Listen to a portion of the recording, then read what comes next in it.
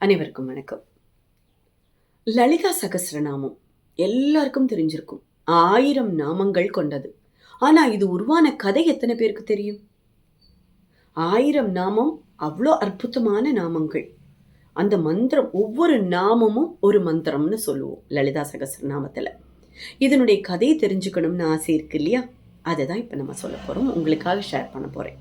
வாக்தேவிகள்னு சொல்லுவோம். வாக்தேவின்னு சொன்னாலே நம்ம சரஸ்வதி தேவியை தான் சொல்லுவோம் இல்லையா? ஆனால் வாக்தேவிகள் மொத்தம் 8 பேர் இருக்கா.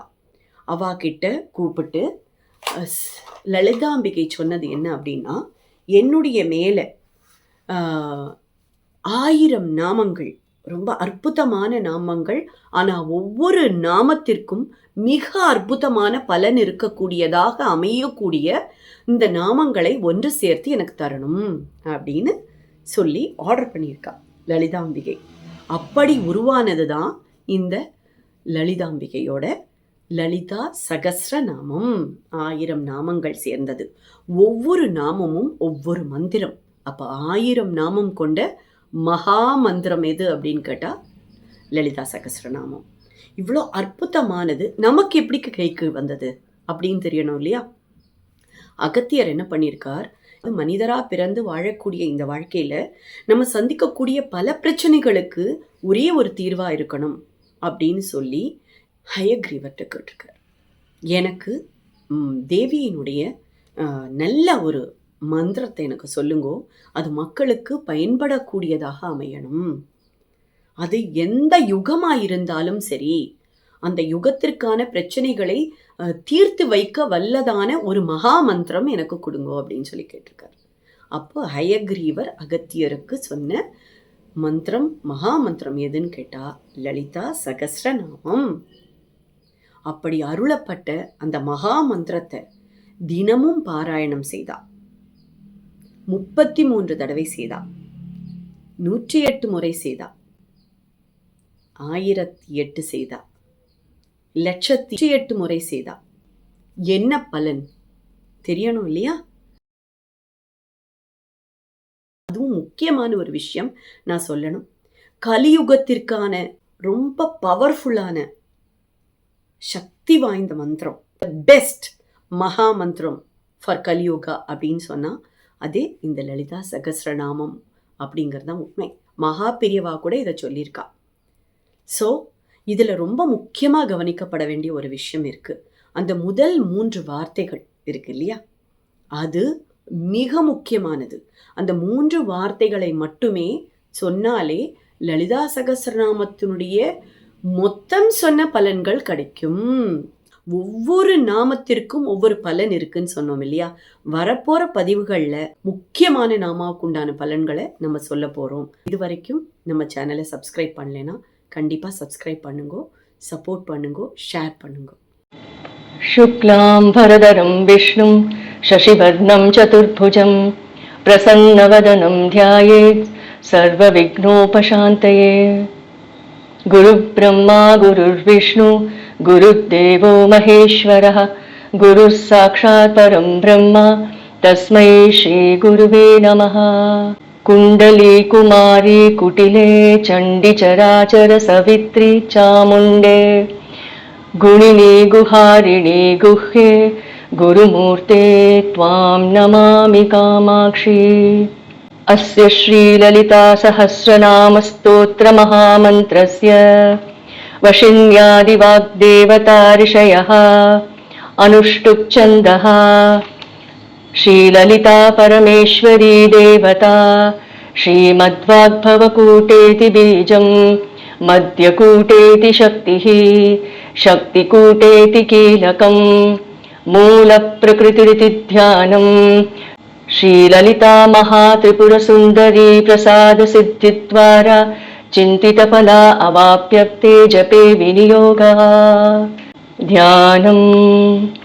सिन्दूरारुणविग्रहां त्रिनयनां माणिक्यमौलिस्फुरत् तारानायकशेखरां स्मितमुखीम् आपीनवक्षोरुहां, पाणिभ्यामलिपूर्णरत्नशशकं रक्तोत्फलं बिभ्रतीं, सौम्यां रत्नघटस्थरक्तशरणां ध्यायेत् परामम्बिकाम्। अरुणां करुणां तरङ्गिताक्षीं धृतपाशाङ्कुशपुष्पबाणचापाम् अणिमादिभिरावृतां मयूखैः अहमित्येव विभावये भवानीम्। ध्यायेत् पद्मासनस्तां विकसितवदनां पद्मपत्रायताक्षीं हेमाम्भां पीतवस्त्रां करकलितलसत् हेमपद्मां वराङ्गीं सर्वालङ्कारयुक्तां सततम् अभयदां भक्तनम्रां भवानीं श्रीविद्यां शान्तमूर्तिं सकलसुरनुतां सर्वसम्पत्प्रदात्रीं सकुङ्कुमविलेपनामलिकचुम्बिकस्तूरिकां समन्दहसितेक्षणां शशरचापपाशाङ्कुशाम् अशेषजनमोहिनीम् अरुणमाल्यभूषाम्बरां जपाकुसुमभासुरां जपविधौ स्मरेदम्बिकाम्। श्रीमाता श्रीमहाराज्ञी श्रीमत्सिंहासनेश्वरी चिदग्निकुण्डसम्भूता देवकार्यसमुद्यता उद्यद्भानुसहस्राभा चतुर्बाहुसमन्विता रागस्वरूपपाषाढ्या क्रोधाकाराङ्कुशोज्ज्वला मनोरूपेक्षुकोदण्डा पञ्चतन्मात्रसायका निजारुणप्रभापूरमज्जद्ब्रह्माण्डमण्डला चम्पकाशोकपुन्नागसौगन्धिकलसत्कजा कुरुविन्दमणिश्रेणी कनत्कोटीरमण्डिता अष्टमी चन्द्रविभ्राज दलिकस्तरशोभिता मुखच्चन्द्रकलङ्काभ भृगनाभिविशेषका वदनस्मरमाङ्गल्य ग्रहतोरणचिल्लिका वक्त्रलक्ष्मीपरीवाह चलन्मीनाभलोचना नवचम्पकपुष्पाभ नासादण्डविराजिता ताराकान्तितिरस्कारी नासाभरणभासुरा कदम्बमञ्जरी क्लिप्त कर्णपूरमनोहरा ताटङ्कयुगलीभूत तपनोडुपमण्डला पद्मरागशिलाधर्ष परिभाविकपोलभूः नवविद्रुमबिम्बश्री न्यत्कारिरदनच्चदा शुद्धविद्याकुराकार द्विजपङ्क्तिद्वयोज्ज्वला कर्पूरवीटिकामोद समाहर्षदिगन्धरा निजसल्लापमाधुर्य विनिर्भर्षितकच्छपी मन्दस्मितप्रभापूर मज्जत्कामेशमानसा अनाकलितसादृश्य जुपुकश्रीविराजिता कामेशबद्धमाङ्गल्य सूत्रशोभितकन्दरा कनकाङ्गदकेयूर कमनीयभुजान्विता रत्नग्रैवेयचिन्ताक लोलमुक्ताफलान्विता कामेश्वर प्रेमरत्न मणिप्रतिपणस्त्यनी नाभ्यालवालरोमालि लताफलकुचद्वयी लक्ष्यरोमलतातारतासमुन्नेयमध्यमा स्तनभारदलन्मध्य पट्टबन्धवलित्रया अरुणारुणकौसुम्भ वस्त्रभास्वत्कटीतटी रत्नकिङ्किणिकारम्य रशनादामभूषिता कामेशज्ञातसौभाग्य मार्गवोरुद्वयान्विता माणिक्यमकुटाकार जानुद्वयविराजिता इन्द्रगोपपरिक्षिप्त स्वरतूणाभजङ्घिका गूढगुल्फाकूर्मपृष्ठ जयिष्णुप्रभदान्विता नखदीधिति सञ्जन्न नमज्जनतमो गुणा पदद्वयप्रभाजाल पराकृतसरोरुहा शिञ्जानमणिमञ्जीर मण्डितश्रीपदाम्बुजा मराली मन्दगमना महालावण्यसेवधिः सर्वारुणानवध्याङ्गी सर्वाभरणभूषिता शिवकामेश्वराङ्कस्ता शिवा स्वाधीनवल्लभा सुमेरुमध्यशृङ्गस्था श्रीमन्नगरनायिका चिन्तामणिग्रहान्तस्था पञ्चब्रह्मासनस्थिता महापद्माटवी संस्था कदम्बवनवासिनी सुधासागरमध्यस्था कामाक्षी कामदायिनी देवर्षिगणसङ्घाता स्तूयमानात्मवैभवा भण्डासुरवधोद्युक्त शक्तिसेना समन्विता सम्पत्करी समारूढ सिन्धूरव्रजसेविता अश्वारूढा अदृष्टिता अश्वकोटिकोटिभिरावृता चक्रराजरथारूढ सर्वायुधपरिष्कृता गेयचक्ररथारूढ मन्त्रिणी परिसेविता गिरिचक्ररथारूढ दण्डनाथा पुरस्कृता ज्वालामालिनिकाक्षिप्त वह्निप्राकारमध्यगा भण्डसैन्यवधोद्युक्त शक्तिविक्रमहर्षिता नित्या पराक्रमाटोपनिरीक्षणसमुत्सुका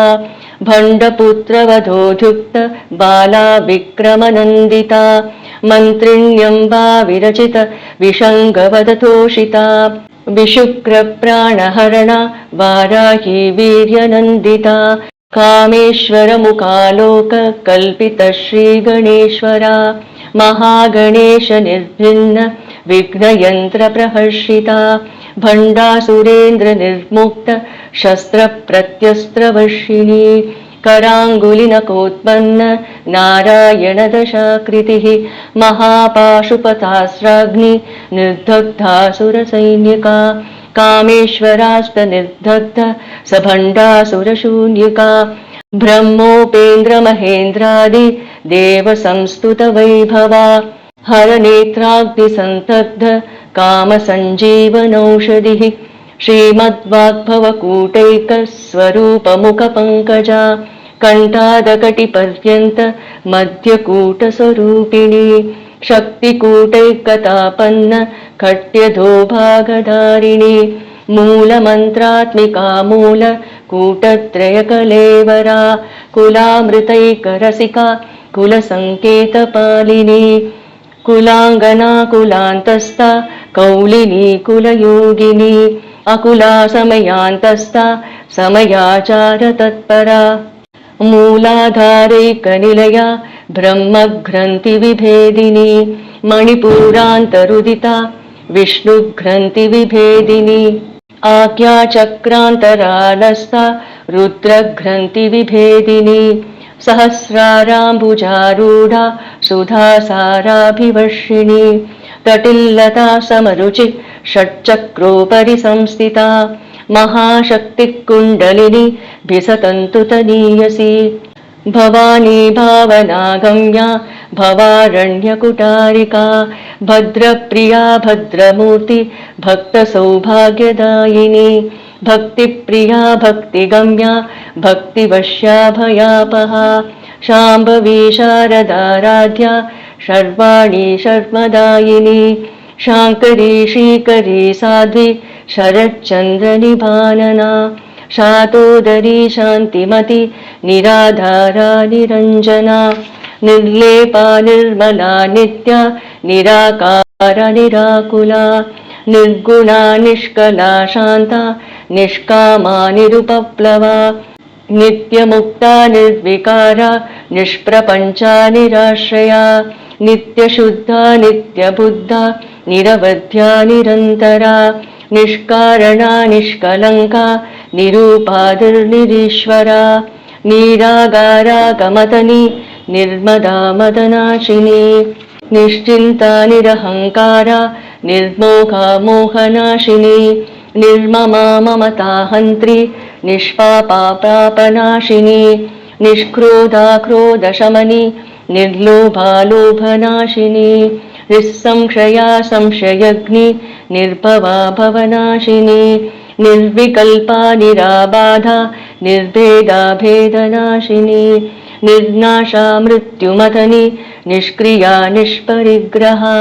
निस्तुला नीलचिकुरा निरपाया निरत्रया दुर्लभा दुर्गमा दुर्गा दुःखहन्त्री सुखप्रदा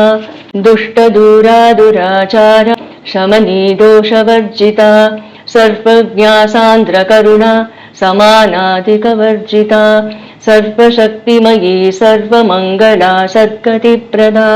सर्वेश्वरी सर्वमयी सर्वमन्त्रस्वरूपिणी सर्वयन्त्रात्मिका सर्व तन्त्ररूपा मनोन्मणि माहेश्वरी महादेवी महालक्ष्मी दृढप्रिया महारूपा महापूजा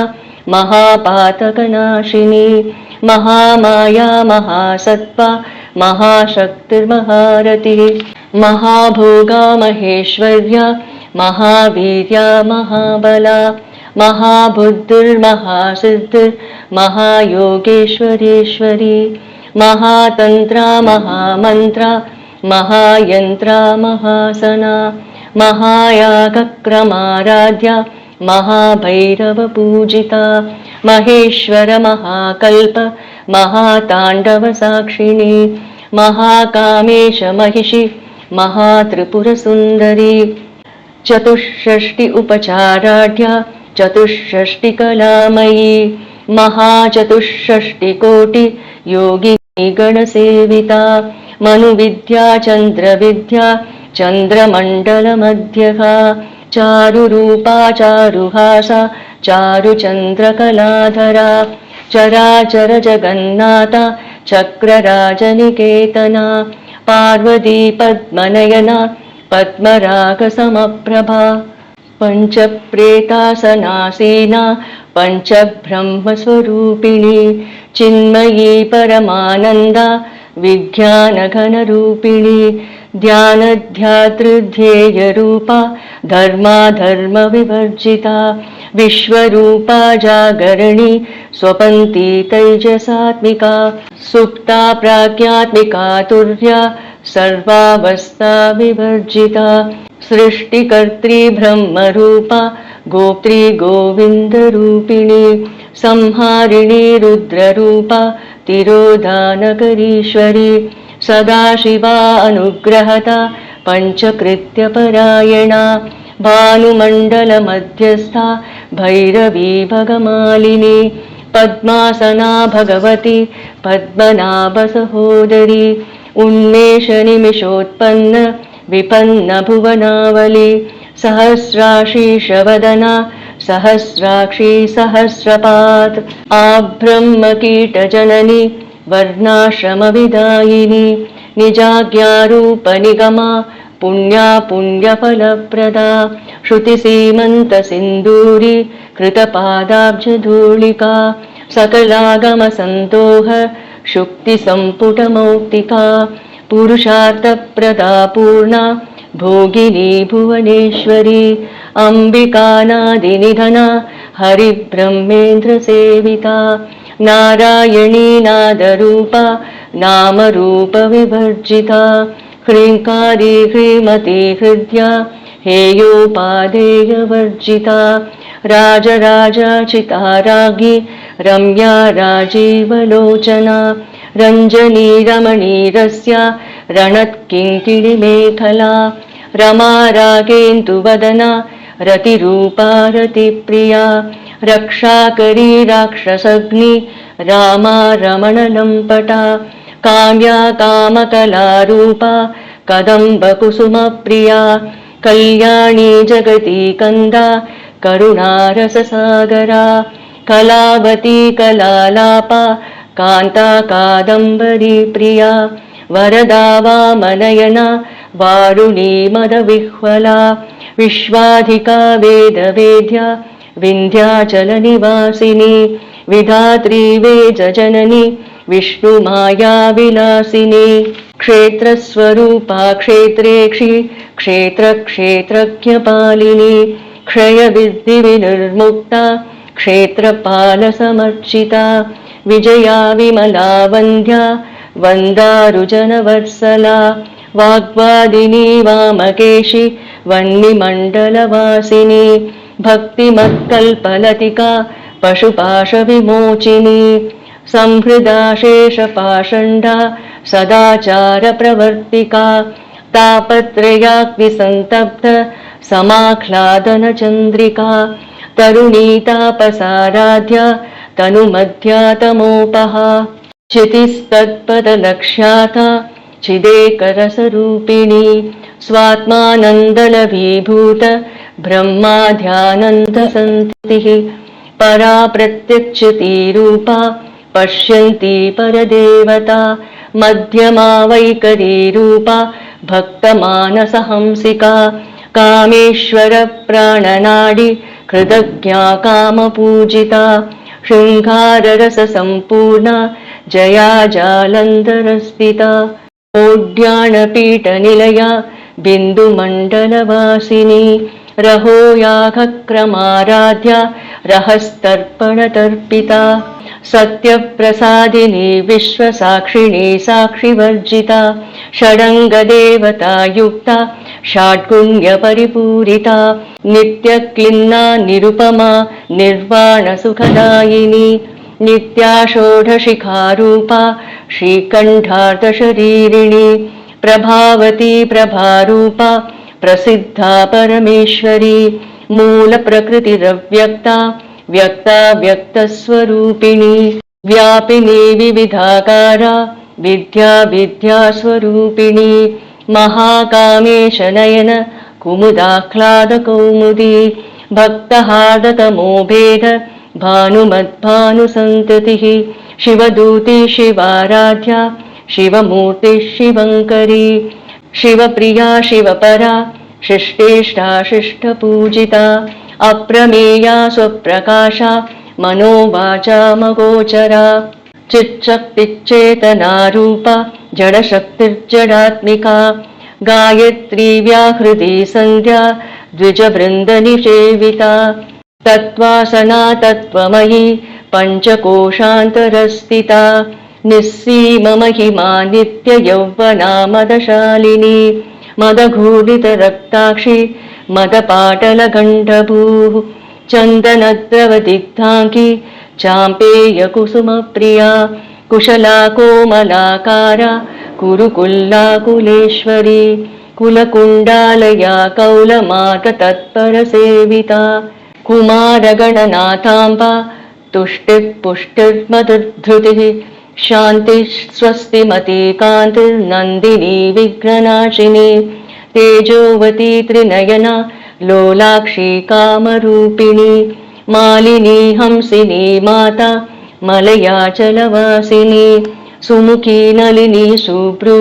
शोभना सुरनायिका कालकण्ठी कान्तिमती क्षोभिणी सूक्ष्मरूपिणी वज्रेश्वरी वामदेवी वयोवस्था विवर्जिता सिद्धेश्वरी सिद्धविद्या सिद्धमाता यशस्विनी विशुद्धिचक्रनिलया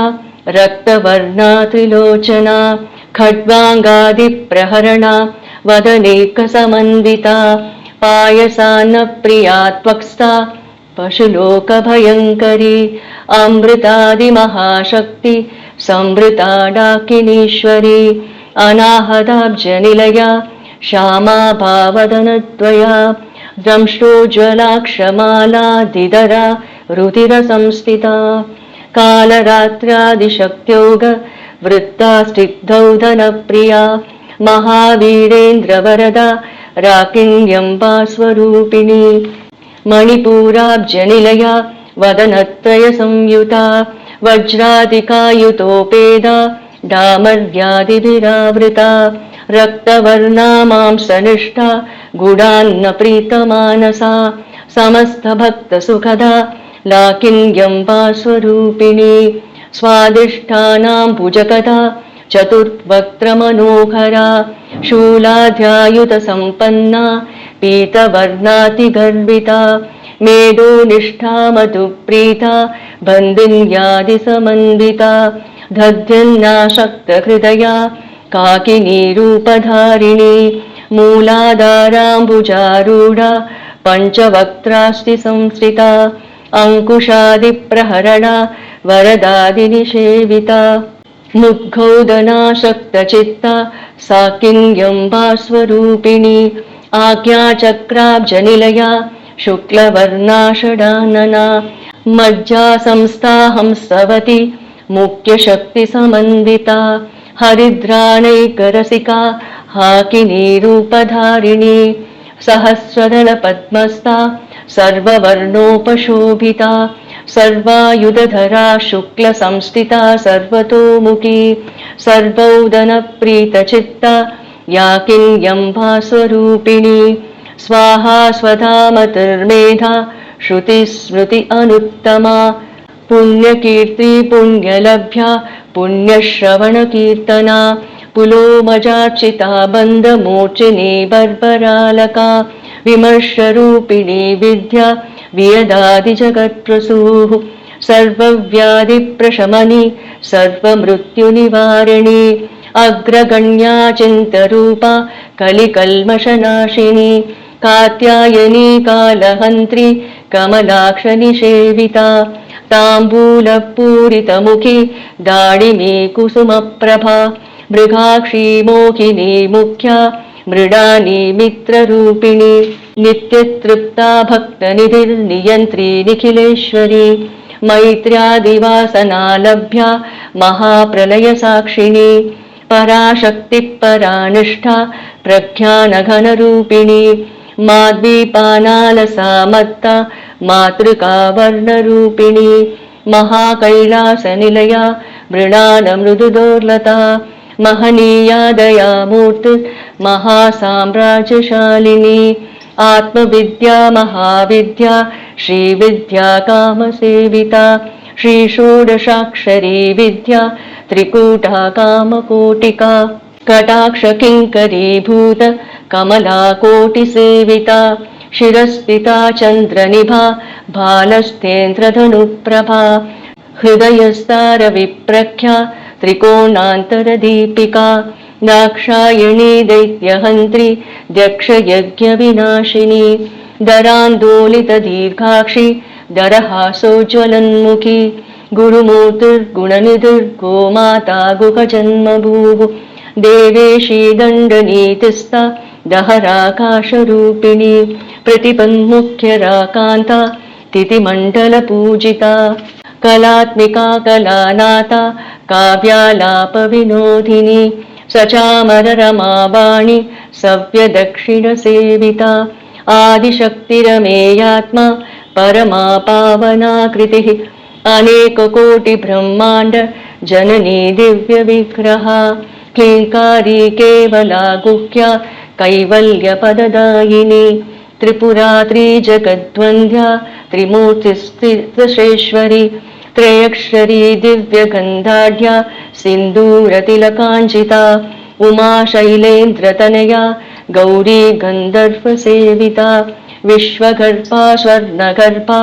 वरदा वागदीश्वरी ध्यानगम्या परिच्छेद्या ज्ञानदा ज्ञानविग्रहा सर्ववेदान्तसंवेद्या सत्यानन्दस्वरूपिणी लोपामुद्राचिता लीला क्लिप्तब्रह्माण्डमण्डला अदृश्यादृश्यरहिता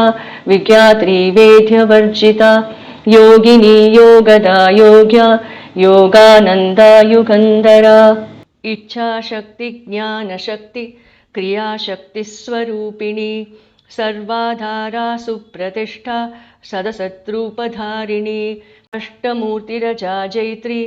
लोकयात्राविधायिनी एकाकिनी भूमरूपा निर्द्वैताद्वैतवर्जिता अन्नदा वसुधा वृद्धा ब्रह्मात्मैकस्वरूपिणी बृहती ब्राह्मणी ब्राह्मी ब्रह्मानन्दा बलिप्रिया भाषारूपा बृहत्सेना भावा भावविवर्जिता सुखाराध्या शुभकरी शोभना सुलभा गतिः राजराजेश्वरी राज्यदायिनी राज्यवल्लभा राजकृपा राजपीठ निवेशित निजाश्रिता राजलक्ष्मीकोशनाथा चतुरङ्गबलेश्वरी साम्राज्यदायिनी सत्यसन्धा सागरमेखला दीक्षिता दैत्यशमनी सर्वलोकवशङ्करी सर्वार्थदात्री सावित्री सच्चिदानन्दरूपिणी देशकालापरिच्छिन्ना सर्वगा सर्वमोहिनी सरस्वती शास्त्रमयी गुहाम्बा गुह्यरूपिणी सर्वोपाधिविनिर्मुक्ता सदाशिवपतिव्रता सम्प्रदायेश्वरी साध्वी गुरुमण्डलरूपिणी कुलोत्तीर्णा भगाराध्या माया मधुमतीमही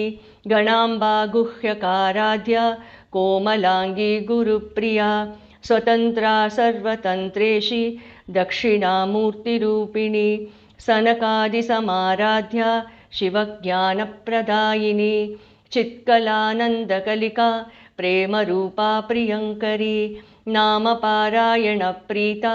नन्दिविद्यानटेश्वरी मिथ्या जगदधिष्ठाना मुक्तिदा मुक्तिरूपिणी लास्यप्रिया लयकरी लज्जारम्भादिवन्दिता भवदावसुधा वृष्टिः पापारण्यदवानला दौर्भाग्यतूलवातूला जराध्वान्तरविप्रभा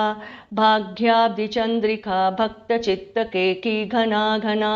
रोगपर्वतदम्बोलुर्मृत्युदारुकुटारिका महेश्वरी महाकाली महाग्रासा महाशना अपर्णा चण्डिका चण्ड मुण्डासुरनिषूदिनी क्षराक्षरात्मिका सर्वलोकेशी विश्वधारिणी त्रिवर्गदा त्रिसुभगा त्रयम्बका त्रिगुणात्मिका स्वर्गापवर्गदा शुद्धा जपा पुष्पनिभाकृतिः ओजोवती द्युतिधरा यज्ञरूपा प्रियव्रता धुराराध्या धुराधर्षा पाटली कुसुमप्रिया महती मेरुनिलया मन्दारकुसुमप्रिया वीराराध्या विराट्रूपा विरजा विश्वतोमुखी प्रत्यग्रूपा पराकाशा प्राणदा प्राणरूपिणी मार्ताण्डभैरवाराध्या मन्त्रिणी यस्य राज्यदूः त्रिपुरेशी जयत्स्तेना निस्तैर्गुण्या परापरा सत्यज्ञानानन्दरूपा सामरस्य परायणा कपर्दिनी कलामाला कामदुःकामरूपिणी कलानिधिः काव्यकला रसज्ञा रससेवदिः पुष्टा पुरातना पूजा पुष्करा पुष्करेक्षणा परञ्ज्योतिः परन्धाम परमाणु परात्परा पाशहस्ता पाशहन्त्री परमन्त्रविभेदिनी मूर्ता मूर्ता नित्यतृप्ता मुनिमानसहंसिका सत्यव्रता सत्यरूपा सर्वान्तर्यामिनी सती ब्रह्माणि ब्रह्मजननी बहुरूपा बुधार्चिता प्रसवित्री प्रचण्डाख्या प्रतिष्ठा प्रकटाकृतिः प्राणेश्वरी प्राणदात्री पञ्चाशत्पीठरूपिणी वृषङ्कला विविक्तस्था वीरमाता वियत्प्रसूः मुकुन्दा मुक्तिनिलया मूलविग्रहरूपिणी भावज्ञा भवरोगग्नि भवच्चक्रप्रवर्तिनी छन्दसारा शास्त्रसारा मन्त्रसारा तलोदरी उदारकीर्तिरुद्धाम वैभवा वर्णरूपिणी जन्ममृत्युजरा तप्तजनविश्रान्तिदायिनी सर्वोपनिषदुद्दुष्टा शान्त्यतीतकलात्मिका गम्भीरा गगनान्तस्था गर्विता गानलोलुपा कल्पनारहिता काष्ठा कान्ता कान्तात्तविग्रहा कार्यकारणनिर्मुक्ता कामकेलितरङ्गिता कनत्कनकताडङ्गा लीला विग्रहधारिणी अजाक्षयविनिर्मुक्ता मुक्ता क्षिप्तप्रसादिनी अन्तर्मुखसमाराध्या बहिर्मुखसुदुर्लभा त्रयी त्रिवर्गनिलया त्रिस्ता त्रिपुरमालिनी निरामया निरालम्बा स्वात्मा रामा सुधाश्रितिः संसारपङ्कनिर्मग्न समुद्धरणपण्डिता यज्ञप्रिया यज्ञकर्त्री यज्ञमानस्वरूपिणी धर्माधारा धनाध्यक्षा धनधान्यविवर्धिनी विप्रप्रिया विप्ररूपा विश्वभ्रमणकारिणी विश्वग्रासा विद्रुमाभा वैष्णवी विष्णुरूपिणी अयोनिर्योनिनिलया कूटस्थाकुलरूपिणी वीरगोष्ठिप्रिया वीरा नैष्कर्म्यानादरूपिणी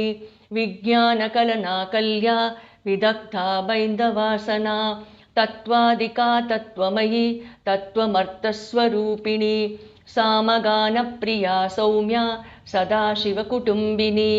सव्यापसव्यमार्गस्था सर्वापद्विनिवारिणी स्वस्था स्वभावमधुरा धीरा धीरसमर्चिता चैतन्यार्घ्यसमाराध्या चैतन्यकुसुमप्रिया सदोदिता सदा तुष्टा तरुणादित्यपाटला दक्षिणा दक्षिणाराध्या दरस्मेरमुखाम्बुजा कौलिनी केवलानर्घ्य कैवल्यपददायिनी स्तोत्रप्रिया स्तुतिमती श्रुतिः संस्तुतवैभवा मनस्विनी मानवती महेशी मङ्गलाकृतिः विश्वमाता जगद्धात्री विशालाक्षी विरागिणी प्रगल्भा परमोदारा परामोदा मनोमयी व्योमकेशी विमानस्था वज्रिणी वामकेश्वरी पञ्चयज्ञप्रिया पञ्चप्रेता मञ्चादिशायिनी पञ्चमी पञ्चभूतेशी पञ्चसङ्ख्योपचारिणी शाश्वती शाश्वतैश्वर्या शर्मदा शम्भुमोहिनी धराधरसुता धन्या धर्मिणी धर्मवर्धिनी लोकातीता गुणातीता सर्वातीता शमात्मिका बन्धुककुसुमप्रख्या बाला लीला विनोदिनी सुमङ्गली सुखकरी सुवेशाढ्या सुवासिनी सुवासिन्यर्चनप्रीता शोभना शुद्धमानसा बिन्दुतर्पणसन्तुष्टा पूर्वजा त्रिपुराम्बिका दशमुद्रा समाराध्या त्रिपुरा श्रीवशङ्करी ज्ञानमुद्रा ज्ञानगम्या ज्ञानज्ञेयस्वरूपिणी योनिमुद्रा त्रिखण्डेशी त्रिगुणाम्बा त्रिकोणघा